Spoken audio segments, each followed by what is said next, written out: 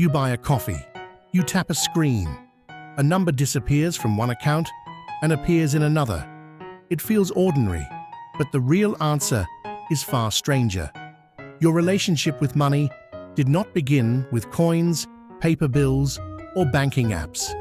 It began tens of thousands of years ago, when your ancestors lived in small bands where everyone knew everyone else, and survival depended on remembering who had shared, who had helped, and who still owed a favor. Strange, isn't it? Imagine living in a group of 30 people. One hunter returns with meat, another gathers berries, someone else watches children. No one receives a paycheck, yet everyone eats. Anthropologist Marcel Mauss argued that early human societies were built on gift exchange, a system where favors created social bonds rather than immediate payment. Why count exact debts when you expect to see the same people tomorrow?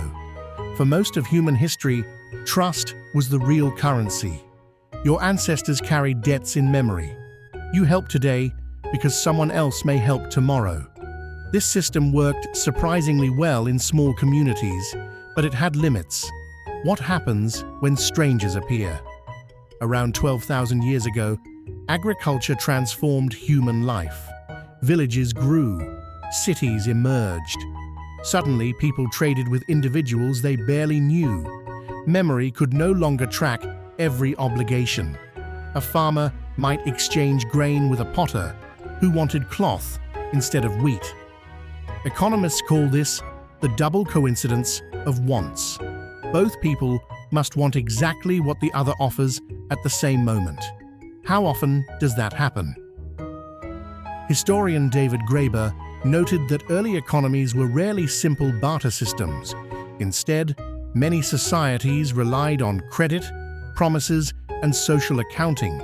Yet as communities expanded, something more portable and universally accepted became necessary. People experimented constantly. Shells, salt, cattle, metal rings, giant stone discs. Almost anything could become money if enough people believed in it. Archaeologist Denise Schmant-Besserat discovered clay tokens used in ancient Mesopotamia to record goods thousands of years before coins existed. These tiny objects represented quantities of grain, animals, and oil.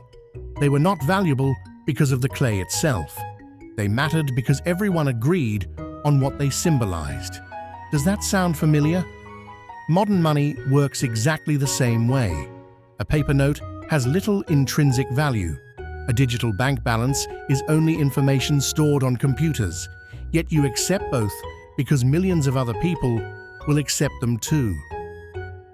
Economist Paul Samuelson described money as a social contrivance, a shared fiction, powerful enough to coordinate entire civilizations. Neuroscientists have found that money activates reward circuits in the brain, similar to those involved in food and social status. Functional imaging studies, led by researcher Brian Knudsen at Stanford, showed that anticipating financial gain can trigger activity in the nucleus accumbens, a region associated with motivation and reward. Your brain does not see money as colored paper. It interprets money as future possibilities: shelter, food, safety, status, opportunity. Could this explain why losing money often feels physically painful? Experiments by psychologist George Lowenstein suggest that financial loss activates neural systems associated with threat and discomfort. From an evolutionary perspective, this reaction makes sense. For your ancestors, losing access to resources could threaten survival itself. Modern currencies may be new, but the emotions attached to resources are ancient. This creates a counterintuitive truth. Money is not primarily about wealth. It is about trust between strangers. You can walk into a shop, hand over a piece of paper, and leave with food produced by people you will never meet. That exchange depends on an invisible network of collective belief stretching across continents. Your brain still carries traces of the older world.